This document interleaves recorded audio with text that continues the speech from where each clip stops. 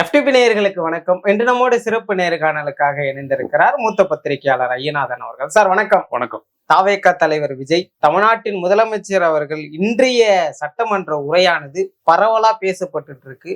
பொதுவா இந்த சமூக ஊடகத்தையே இன்னைக்கு பேசு பொருளாக்கிய பேச்சு எல்லாராலையும் ஒரு ஈர்ப்பையும் ஏற்படுத்தியிருக்கு. எப்படி பாக்குறீங்க?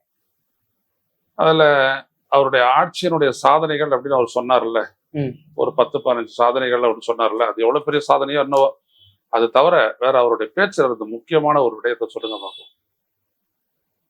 இப்பதான் சார் வந்திருக்காங்க, எதை தாண்டி வந்திருக்குன்றத குறிப்பிட்டு சொன்னாரு. நீ என்ன செய்ய போறன்றது எதை தாண்டி வந்திருக்கிற அப்படின்றதுலாம் தேர்தல் பரப்புரை கூட்டத்திலேயே நீங்க சொல்லிட்டீங்க. நடிகன் ஆட்சி வரக்கூடாதா, நடிகன் அரசியல் ஆரம்பிக்க கூடாதா, நடிகன் தலைவன் ஆகக்கூடாதா, அதைத்தானே நீங்க சினிமாலே சொல்லிட்டு இருக்கிறீங்க. அப்புறம் என்ன இங்க சட்டப்பேரவையில சொல்லும் போது சட்டப்பேரவையில என்ன செய்யணும் அப்படின்றத பொறுத்து அவர் புரிஞ்சுக்கல. முதல்ல சட்டப்பேரவை என்னது? இது ஆளுநர் உரையின் மீதான விவாதங்களில் எதிர்கட்சிகள் எழுப்பிய கேள்விகள். அது உங்களுடைய அரசை நோக்கி எழுப்பப்பட்ட கேள்விகள் தானே உடைய தனிப்பட்ட முறையில் விஜயை பற்றி எழுப்பிய கேள்விகள் அல்லவே அல்ல. ஒரு கேள்வி கூட விஜய் நீங்க எப்படி வந்தீங்க ஆட்சியில, நீங்க எல்லாம் உட்காந்துட்டீங்க, உங்களுக்கு என்ன தகுதி இருக்குது, என்ன திறமை இருக்குது அப்படின்னு எந்த கேள்வியுமே யாரும் போடல. அப்ப ஏன் நீங்க அதை பத்தி சொல்லிட்டு இருக்கிறீங்க? சோ நிரப்புறீங்க. ஏதோ ஒன்று பதிலா சொல்லும் போது நான் எதையோ பதிய வைப்பேன் அப்படின்ற மாதிரி சொல்றீங்க. அங்க கேட்கப்பட்ட கேள்விக்கு அடிப்படையில நீங்க என்ன அப்படின்னா பதில் சொல்ல வேண்டிய விஷயம் என்னன்னா, ஒண்ணு அந்த தேசகீதம் ஜனகணமன நாட்டுப்பண் பாடினது பத்தி 2 முறை எதுக்கு பாடினது, எதுக்கு அனுமதிச்சிங்க? ஏன்னா அந்த சட்டப்பேரவையில ஒரு மரபு இருக்குது, ஏன் அந்த மரபை கடைபிடிக்கல இப்படின்ற ஒரு கேள்வி. இன்னொரு கேள்வி, இந்த அளவுக்கு சட்டம் ஒழுங்கு கெட்டு கிடக்குது, ஏன் கெட்டு போச்சு அப்படின்றது அடுத்த கேள்வி. மூணாவது, பெண்கள் பெண்கள் பெண்கள்னு சொன்னீங்கன்னா பெண்களுக்கு எதிரான இந்த மாதிரி மிகப்பெரிய அளவிற்கு வன்கொடுமையும் பாலியல் கொடுமைகளும் நடக்குது, இதுக்கு என்ன காரணம், அதுக்கு நீங்க பதில் சொல்லுங்க. அடுத்தபடியா மின்சாரம் எங்க பார்த்தாலும் மின்வெட்டு, என்ன காரணம், எப்படி சாண்டில் பண்ண போறீங்க? அதாவது 5வது என்னது, விவசாயிகளுக்கு நீங்க கடன் தள்ளுபடி பண்ணீங்க, ஆனா அவங்க ஏத்துக்காத போராடுறாங்க, நீங்க என்ன செய்ய போறீங்க? 6வது, ஏராளமான வாக்குறுதிகளை கொடுத்தீங்க, இந்த வாக்குறுதிகள் எல்லாம் எப்ப நிறைவேற்ற போறீங்க அதை சொல்லுங்க. உடனே நிறைவேற்றணும்னு நாங்க கேட்கல, எப்ப நிறைவேற்றுவீங்க அப்படின்றது சொல்லுங்க. இதுதான் எழுப்பப்பட்ட கேள்விகள்ல முக்கியமானது, வேற எதுவுமே இல்லை. இதுல எந்த கேள்விக்கு அவர் பதில் சொல்லியிருக்காரு சொல்லுங்க மாமா. இல்ல சார், வாய திறங்க சிஎம் சார் அப்படின்னு இந்த சட்டப்பேரவை தொடங்கும் போது எதிர்கட்சியினர் அந்த பேட்ச் எல்லாம் அணிஞ்சிட்டு வந்ததை பார்த்தோம். வாயை திறந்துட்டாரு, பேசுறாரு. அவர் பேச்சுக்கு காத்திருந்து பதில் சொல்ல கூட நேரம் கொடுக்காம எதிர்கட்சியினர் வெளிநடப்பு செய்யறது எப்படி புரிஞ்சுக்கிறது? பேச்சு வாயை தொடங்க அப்படின்னம்னா ஒரு கதை ஒண்ணு தமிழ்நாட்டுல. ஏன்னா விஜய் இங்க கதை சொல்லிட்டு இருக்காருல சட்டப்பேரவையில, நம்ம வெளியில இருந்து கதை சொல்றோம். ஒரு புள்ள பேசவே இல்லையா, ரொம்ப காலமா பிறந்து பேசவே இல்லையா, திடீர்னு அவருடைய மனைவி சொன்னாங்களா, எங்க வாங்க நம்ம புள்ள பேச ஆரம்பிச்சிட்டான் அப்படின்ட்டு. கண்ணா அப்படின்னு, எப்பப்பா நீ சாவ அப்படின்னுச்சான் அந்த புள்ள. இப்படிதான் இவர் பேசுறாரு. இவர் வாயை திறந்த விதம் இப்படிதான் இருக்குது. இந்த கதையை ஒட்டினா மாதிரி இந்த கவிஞர் ஒருத்தர் சொன்னாரு ரொம்ப காலத்துக்கு முன்னாடி, அந்த மாதிரி வாயை திறந்தாலே நாரசம். எதுக்கா பேச சொன்னது, உங்களுக்கு பேச சொன்னது எதுக்கு? இப்படி ஒரு சட்டம் ஒழுங்கு பிரச்சனை இருக்க, இவ்வளவு மின்வெட்டு பிரச்சனை இருக்க, இவ்வளவு பெண்கள் பாதிக்கப்படுறாங்களே, இதுக்கு இந்த நாட்டு மகளுக்கு நீங்க சொல்ல போற விஷயம் என்ன, செய்தி என்ன, அதை சொல்லுங்க. அது இந்த சட்டப்பேரவையில சொல்லுங்க அப்படின்றதுதான் எதிர்கட்சிகள் வாயை திறங்க சிஎம்னு சொன்னது. வாயை திறங்கன்னு உடனே கதை சொல்றதுக்கோ, அப்படியே பார்த்தேன் உங்க அப்பாரை காணவே இல்லை அப்படின்னு ஏகடியம் பண்றதுக்கோ கிடையாது. அவையில இல்லாத ஒரு நபரை பற்றி நேர்முகமாக மறைமுகமாக பேசக்கூடாதுன்றது அவை விதி, நடைமுறை, மரபு. அதை விஜய் இதை மீறி பேசுறாரு. இதை கண்டுகொள்ளாம சபாநாயகரும் இது பண்றாரு. அந்த அளவுக்கு நீங்க திமுகவையும் மு.க.ஸ்டாலின் அவர்களையும் வில்லனா சித்தரிக்கிற நீங்க பதவி ஏற்ற நீங்க மத்தியானமே எதுக்கு போயிட்டு அவரை பார்த்தீங்க, எதுக்கு துண்டை போட்டீங்க, எதுக்கு பொக்கையை கொடுத்தீங்க, பூச்சொண்டை கொடுத்தீங்க, எதுக்கு ஆசீர்வாதம் பெற்றீங்க, எதுக்கு அறிவுரையை பெற்றீங்க? அவசியம் இல்லைல்ல. நீங்க சும்மா எள்ளி நகையாடக்கூடிய அளவுக்கு தான் அவருடைய ஆட்சி இருந்தது. 5 நிமிஷம் பேசின குளத்தூர் காலி ஆயிடுச்சு அப்படின்ற அளவுக்கு பேசுறீங்கல்ல, அப்புறம் ஏன் அவரை போய் சந்திச்சுங்க? சந்திக்கிற காரணம் என்ன? ஒண்ணுதான், ஒண்ணு நடிப்பு இல்ல, உங்க ஆட்கள்லாம் எங்களை ஆதரிக்க போறாங்க, அதெல்லாம் தடுத்துறாங்க சிஎம் அப்படின்னு கேட்டுக்கிறதுக்காக போயிருக்கிறீங்க, இவ்வளவுதான். இது 2 தானே, வேற ஒண்ணும் இல்லை. சுத்த சுயநலபி நீங்க. அதனாலதான் பாத்தீங்க அப்படின்னா, ஒரு பக்கம் மரியாதையா யாரை நீங்க மரியாதையா போயிட்டு பாத்தீங்களோ அதே ஆளை அவமரியாதையா பேசுறீங்க. இது ஏற்க முடியாது. ஒரு வார்த்தை ரொம்ப காட்டமா எதிர்க்கட்சியினர் கேள்விக்கு எழுப்புனாங்க. என்னன்னா அந்த கட்சி நிதி, பார்ட்டி ஃபண்டு அப்படின்ற சொன்ன இந்த வார்த்தைக்கு அவ்வளவு பெரிய விவாதம் ஏற்பட்டது. அத எதிர்க்கட்சியினரும் சரியா அதை வாங்கணும்னு அவங்க முறையிடல. விஜயும் அதை சரிவர அதை சொல்லல. எப்படி பாக்குறீங்க? ஒரு கட்சி, அதாவது பார்ட்டி ஃபண்டுன்னு கரெக்ட் பண்ணாங்க அப்படின்னு கேட்கறாங்க. எதிர்கட்சியாவது கேட்ட கேள்வின்னா எந்த கட்சி? ஏற்கனவே இருந்த கட்சி மேல நீங்க நாங்க குற்றம் சாட்டினீங்க. இந்த மாதிரி பார்ட்டி ஃபண்டுன்னு சொல்லிட்டு 10 ரூபாய் பாட்டிலுக்கு 10 ரூபான்னு பாட்டு பண்ணீங்க. இன்னொரு இடத்துல பாத்தீங்கன்னா திருவாரூர்ல போயிட்டு அங்க கொள்முதல் பண்ணக்கூடிய நெல்லுக்கெல்லாம் மூட்டைக்கு 40 ரூபா வாங்குறாங்க, அங்க ஒரு பாட்டு பண்ணீங்க, டான்ஸ் ஆடினீங்க. அப்போ அவங்க கேட்பாங்கல்ல, யாரும் எதிர்த்து நீங்க பேசுறீங்கன்ட்டு. நாங்க எந்த கட்சி குறிப்பிட்டு சொல்லல அப்படின்னு ஏன் பதில் சொல்றீங்க? வெளியில எல்லாம் நீங்க பேசுறீங்கல்ல, ஏன் அவையில பேசுறது உங்களுக்கு தைரியம் இல்லையா?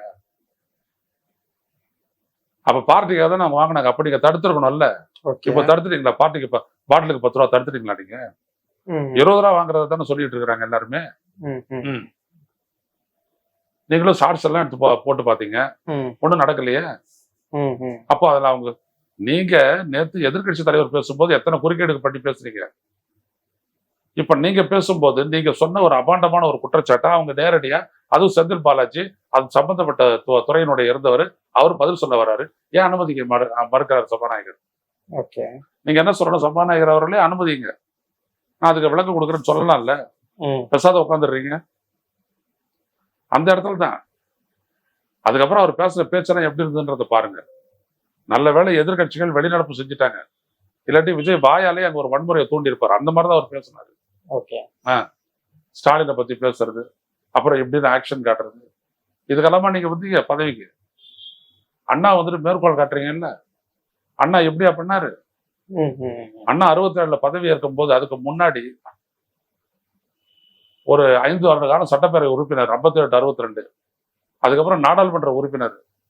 அவர் எப்படி அந்த பேச்சை பேசியிருக்கிறாருன்னு பாருங்க. அங்க அவையினுடைய சட்டப்பேரவையினுடைய லைப்ரரின்னு தனியா ஒண்ணு இருக்கு, அதுல போயிட்டு உட்காந்து அதுல இருக்கிறதெல்லாம் எடுத்து பார்த்து படிங்க, அண்ணா எப்படி பேசினாருன்ட்டு. அண்ணா பத்தி சொல்லுவாங்க, அண்ணா படம் அல்ல பாடம்னு சொல்லுவாங்க ஆசிரியர் வீரமணி போன்றவர்கள் எல்லாம். அந்த மாதிரி ஒரு விஷயத்தையும் மாற்றான் தோட்டத்து மல்லிகைக்கு மனம் உண்டுன்னு எதிர்கட்சிகளினுடைய கருத்துக்களுக்கு மதிப்பளித்தவர் அண்ணா. நீங்க எப்படி இருக்கிறீங்க? அவதூறு பேசிட்டு இருக்கிறீங்க. இதெல்லாம் சினிமா ஷூட்டிங்க அது. நீங்க என்ன ஹீரோ மாதிரி, மற்றவனா வெள்ளன் மாதிரி, அப்படியாவது கதை. தமிழ்நாட்டு மக்களுக்கு எதிர்கட்சிகள் உங்களுக்கு ஒரு வாய்ப்பு கொடுக்குறாங்க, கேள்வி எழுப்பி பதில் யாருக்கு நீங்க கொடுக்கணும்? தமிழ்நாட்டு மக்களுக்கு கொடுக்கணும். கொடுத்தீங்களா அந்த மாதிரி? ஏன் எது உங்களை தடுத்துச்சு? உங்களுக்கு இன்னுமா அந்த ஹீரோ மனப்பான்மையிலே இருக்கிறீங்க. உங்களை எதிர்த்து யாரும் பேசிடக்கூடாது, அப்படி இந்த கிரீடம் கல்ட்டு இதெல்லாம் அரசியலுக்கு எடுபடாது. விஜய் திருந்துங்க முதல்ல. இன்னைக்கு உங்க மேல ஒரு எதிர்பார்ப்போட உங்களுடைய பதில் ஒரு எப்படி இருக்குன்றத பாக்குறதுக்கு நானும் இருந்தேன். எல்லாரையும் நீங்க ஒரு சேர ஏமாத்திட்டீங்க. நீங்க காரணம் என்னன்னா உங்களுடைய இன்கெப்பாசிட்டி, திறமையின்மை. எல்லாத்தையும் கேட்டுக்கிட்டு பேசியிருக்கலாம். இவ்வளவு சட்டம் ஒழுங்கு பிரச்சனை நடக்கிறது காரணம் முன்னாடி இருந்த ஆட்சியாளர்கள் அவங்க மது பழக்கத்தை, இது போதைப் பொருட்களை தடுக்க தவறிட்டாங்க அப்படின்னு சொல்றீங்கல்ல. இப்ப இருக்கிற போலீஸ் யாரு? ஸ்டாலின் இருந்த போது இருந்த போலீஸ் யாரு? அதே போலீஸ் தானே. அப்ப இந்த போலீஸ் இப்ப தடுக்குது, ஸ்டாலின் இருந்த போது தடுக்கலையா? அப்போ உங்களுடைய அந்த காவல் அதிகாரியை நீங்க சொல்றீங்கன்னா டிஜிபி நாங்க போட்டோன்னு, அந்த காவல் அதிகாரியை விட்டு ஒரு ரிப்போர்ட்டை ஃபைல் பண்ண சொல்லுங்க. அதை நீங்க அவர்கிட்ட நீங்க வாங்கிட்டு வந்திருக்கணும், ஒரு ஆதாரத்தை வாங்கிட்டு வந்திருக்கணும். முன்னாடி இருந்த ஆட்சியாளர்கள் போதைப் பொருள் தொடர்பான நடவடிக்கை எடுக்காமல் எங்கள் கைகளை கட்டி வச்சுட்டாங்க அப்படின்னு அவங்கள சொல்ல வச்சு வாங்கியிருக்கணும். அப்ப நீங்க பிரச்சனை ஆயிருக்கும். எல்லாமே நீங்களே பேசுறீங்க, வெறும் ஒரே எழுதிட்டு இருந்தா படிக்கணும், ஆதாரங்களை கொடுக்கறது இல்லையா? நீங்க எதுவுமே ஆதாரம் இல்லை, எதுக்குமே ஆதாரம் இல்லை. சும்மா வெளியில பஸ் மேல நின்று பேசுறதுக்கு மேல இன்னைக்கு சட்டப்பேரவை நின்று பேசுறாரு, இவ்வளவுதான். அதே அவதூறு ஏகடியும் பேசுறதுக்கெல்லாம் அறிவு வேணும், ரொம்ப தேவையில்லை விஜய். இதெல்லாம் விட நல்லா பேசுவாங்க. இப்ப நான் சொன்னேன்ல, எடுத்த உடனே வாயை திறந்த உடனே அப்பா நீ எப்ப சாவு அப்படின்னு கேட்டுச்சுல்ல, அந்த மாதிரி பொருள், அது மாதிரிதான் இருக்கு உங்களுடைய வாய் வார்த்தைகள். வாயை திறந்த நாரசம் இப்படியா இருக்கணும்? உன்னதமான ஒரு பதவியில் உட்கார்றீங்கல்ல, காமராஜர் பேரை சொல்றீங்க, பெரியார் பேரை சொல்றீங்க, அம்பேத்கர் பேரை சொல்றீங்க, அஞ்சலை அம்மாவோட பேரை சொல்றீங்க, வீரமகை வேலுநாச்சியாரை சொல்றீங்க, அண்ணாவை சொல்றீங்க, எம்ஜிஆர் சொல்றீங்க. கடைசியில வந்துட்டு நீங்க கிழிச்சது என்னன்றத இப்படியா பேசுவீங்க? ரொம்ப ரொம்ப ரொம்ப மிகப்பெரிய அவலம் இன்னைக்கு நீங்க அரங்கேற்றினது. நல்ல வேலையை அவங்க வெளிநடப்பு செஞ்சுட்டாங்க, இல்லாட்டி என்ன ஆயிருக்கும் உங்களுடைய அவங்க ஒரு நாளத்துல ரசிகர் இன்னைக்கு சட்டமன்ற உறுப்பினர்கள் விசில் அடிக்கிறாங்க, தாறுமாற சண்டைக்கு இருக்கிற மாதிரி பேசுறாங்க. உடனே எதிர்கட்சியில இருந்து அதே மாதிரி வருது. இந்த சண்டை நடக்கும்போது உங்களுடைய பக்கமே கேமரா இல்ல, எல்லாம் எதிர்கட்சிகள் மேல மட்டும் வைக்கிறீங்க. ரொம்ப தவறு, ரொம்ப தவறு. முந்தைய ஆட்சி பற்றி விஜய் அவர்களோ இல்ல அமைச்சர்களோ குறிப்பிட்டு பேசும்போது திமுகவினர் வெகுண்டதுக்கு காரணம் என்ன? விஜய் அவர்கள் கூட அவதான முந்தைய ஆட்சியாளர்கள், அவதானே முந்தைய ஆட்சியாளர்கள். இல்ல ஒரு அச்சம் தூண்டுதோ, நம்மளை பத்தி தான் சொல்றாங்களோ அப்படின்னு. என்ன ஆட்சியா இருக்குது இவர்கிட்ட? ஊழல் சார்ந்து, என்ன ஊழல் சார்ந்து? ஊழல் சார்ந்து ஒரு ஊழல் நான் ஒழிப்பேன்னு சொல்லிட்டு ஒரு வாயில சொன்னா ஒழிஞ்சிருவா ஊழல்? ஒருவரையும் விடமாட்டேன்ற வார்த்தையும் அதெல்லாம் எம்ஜிஆருடைய பாட்டுங்க. ஒரு தவறு செய்தால் அதை தெரிந்து அதானே வச்சாரு இவரு. அது பேர் ஜனநாயகன் படத்துல அந்த பாட்டு தானே வச்சாரு. எம்ஜிஆர் ரெட் ஷர்ட் போட்டிருந்தாரு, இவர் கருப்பு சொகா போட்டுக்கின்னு பேண்ட் வெள்ளை பெட்டு போட்டுக்கிட்டு இவரு ஷார்ட் எடுத்துக்கினாரு. அதானே இது. இதெல்லாமா அங்க பலிக்கும். எம்ஜிஆரையும் தாண்டி ஜெயலலிதாவையும் தாண்டி எல்லாரையும் தாண்டி தானே திமுக நிக்குது இன்னைக்கு. இதெல்லாம ஒரு பேச்சு. ஒருத்தரை விட மாட்டேன், பிடிப்பேன். எப்படி பிடிப்பீங்க? கேஸ் போடுங்க, கேஸ் போடுங்க. அங்கதானே வரணும், நீதிமன்றத்துக்கு தானே வரணும், அங்கதானே நீங்க சந்திக்கணும். இது எல்லாத்தையும் நாங்க மீட்போம் அப்படின்னு நீங்க சொன்னீங்கன்னா பரவாயில்ல. விட்ட மாட்டேன், பிடிப்பேன். என்னத்த பிடிப்பீங்க நீங்க? தவறு இல்லை, நீங்க பேசுறது ஒரு முறை வேணும்ல. இந்த ஆட்சிக்கு வரக்கூடிய வருவாயை தடுத்தவர்கள் அவருடைய நடவடிக்கைகளை ஆராய்வோம், வழக்கு தொடர்வோம், இந்த மக்களுக்கு அவர்களை அம்பலப்படுத்தும் அப்படின்னு சொன்னீங்கன்னா நாகரிகமான பேச்சு சரியா போச்சு. அதை விட்டு நீங்க என்ன சொல்றீங்க? எடுத்தவன் எடுக்காதவன் எல்லாம் அது பஞ்ச டைலாக் எல்லாம். இதெல்லாம் பேசுறதுக்கான இடமாவது சட்டப்பேரவை. எதிர்கட்சி தலைவர் உதயநிதி அவர்கள் சொல்றாரு, எப்ப பார்த்தாலும் ரீல்ஸ் ஆச்சு, இன்னைக்கு பேசுனது 10 ரீல்ஸ் வந்திருக்கும், இது அதுக்கு மட்டும்தான் அப்படின்ற. அவர் ஒரு ஆரோக்கியமான அரசியலை எடுத்துட்டு போகணும், ரொம்ப மாண்போட. இவர் நடந்துகிட்டதுக்கு அவர் ஒரு ரியாக்ஷன் கொடுக்குறாரு. நான் அதையும் தப்புன்னு தான் சொல்லுவேன். இப்படியெல்லாம் நீங்க என்ன பண்றீங்க? டெக்னாலஜியை தான் இந்த ஆட்சி மாற்றத்தையும் டெக்னாலஜி தான் ஏற்படுத்துச்சுன்ற மாதிரி நீங்க போறீங்க. இதெல்லாம் தப்பு, அதெல்லாம் உண்மையும் கிடையாது. மக்கள் அந்த அளவுக்கு சிந்தனையற்றவர்கள். நமக்கு தெரியும் இது இவிஎம் வச்சு அப்படி கொண்டாந்தாங்க அப்படின்றதெல்லாம் தெரியும். ஆனா மக்கள் புரிஞ்சுக்க மாட்டாங்க, ஏன்னா அது புரியாது, இவிஎம் பத்தி தெரியாது. விஷயமே இவ்வளவுதான். இதுல நீங்க ரீல்ஸ் மாதிரிதான் நீங்க பேசுறீங்க. ஒரு 10 ரீல்ஸ் ஆச்சுன்னு அவரை நீங்க தாழ்த்த போறீங்க, அவர் உங்களை தாழ்த்த போறாரு. இந்த மாதிரி 2 பேருமே எவ்வளவு காலம் நீங்க போராடிட்டு இருப்பீங்க? அது தவறு. நேர்த்தியா நீங்க மக்கள் கிட்ட எக்ஸ்போஸ் பண்ணுங்க. நாங்க இந்த கேள்வி எழுப்புறோம், இதற்கு எந்த பதிலும் இல்லை, மக்களே புரிந்து கொள்ளுங்கள், முடிஞ்சு போச்சு பிரஸ் மீட். ஏன்னா அவ்வளவு சட்டப்பேரவை நிகழ்ச்சிகள் அவ்வளவு பதிவாக போகுது, பத்திரிகையில வரப்போகுது, ஊடகங்கள்ல வரப்போகுது. ஆனா நீங்க என்ன பண்றீங்க? நீங்க ஒரு மாதிரி அவங்களை சித்தரிக்கிறதுக்கு ஒரு கையாளுறீங்க, ஒரு வழிமுறையை கையாளுறீங்க. அதே அவர் உள்ள கையாளுறாரு, நீங்க வெளில பண்றீங்க, அவ்வளவுதான். விஜய் செய்த அந்த சைகை, அவர் இதுக்கு முன்பாக ஒரு வார்த்தைகள் எல்லாம் குறிப்பிட்டு சொன்னாரு, யாருடைய தயவுலையும் நாங்க ஆட்சி அமைக்கல, மதசார்பற்ற அந்த தளத்துல இயங்குறவங்க எங்களுக்கு ஆதரவு கொடுத்தாங்க, நீங்க ஒன்னும் அனுப்பி வைக்கல அப்படின்னு சொல்லிட்டு கடைசியா முடிக்கும் போது அந்த சைகை முடிச்சு விட்டுறவன்ற மாதிரி காமிச்சாரு. இனி திமுக அதிமுக எல்லாம் முடிச்சுட்டேன் அப்படின்ற மாதிரி அதை புரிஞ்சு இல்ல. அவர் அனுப்பி வச்சான்னு சொல்றது யார சொல்றாரு? அவரு ஸ்டாலின் சொல்றாரு. ஸ்டாலின் அவன் அனுப்பி வச்சதா சொல்லக்கூடியவங்க யாரு? 2 கம்யூனிஸ்ட் கட்சிகள், விடுதலை சிறுத்தைகள், இந்திய யூனியன் முஸ்லீம் லீக். அவங்க சொன்னாங்களா ஸ்டாலினுக்கு இதுல சம்பந்தம் இல்ல, நாங்க உங்களை ஆதரவு தெரிவிக்கிறதுக்கு ஸ்டாலினுடைய சம்பந்தம் தான் சொன்னாங்களா? சுயேட்சையான முடிவுன்னு வெளிப்படுத்திட்டாங்க. அது எப்ப சொன்னாங்க சுயேட்சையான முடிவு? எவ்வளவு காலத்துக்கு அப்புறம் சொன்னாங்க? அதுக்கப்புறம் எத்தனை முறை அவங்க அண்ணா அறிவாலயத்துக்கு போனாங்க?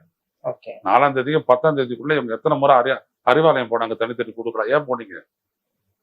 காங்கிரஸ் மாதிரி நீங்களும் முடிவு எடுத்துட்டு அப்படியே போயிட வேண்டியதுதானே. அப்படி பண்ணல இல்ல நீங்க.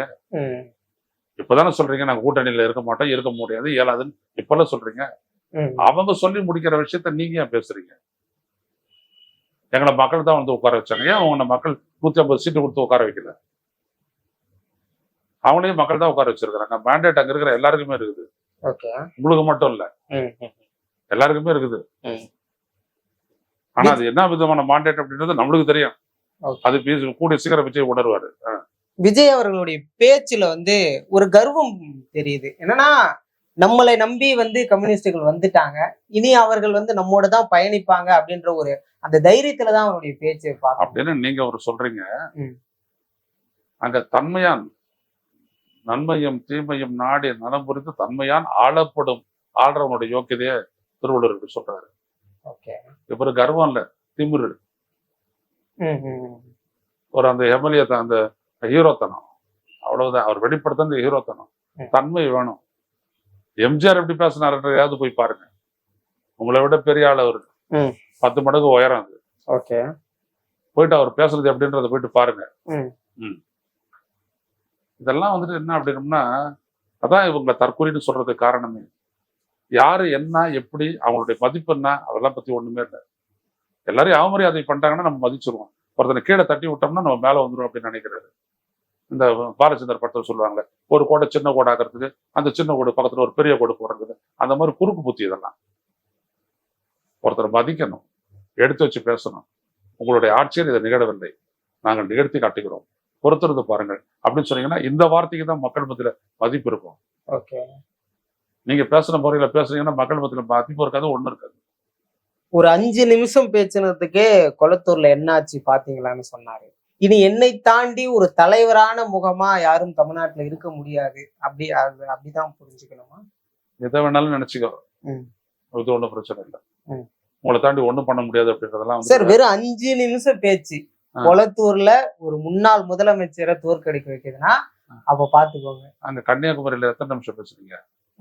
அந்த மாவட்டத்திலே நீங்க இல்லையே, மயிலாடுதுறையில நீங்க இல்லையே, நீலகிரியில நீங்க இல்லையே, இந்த மாதிரி 7 மாவட்டங்கள்ல இருக்கக்கூடிய 34 தொகுதிகள்ல நீங்க ஒண்ணுமே இல்லையே, நீங்க பெரும்பான்மையே இல்லையே.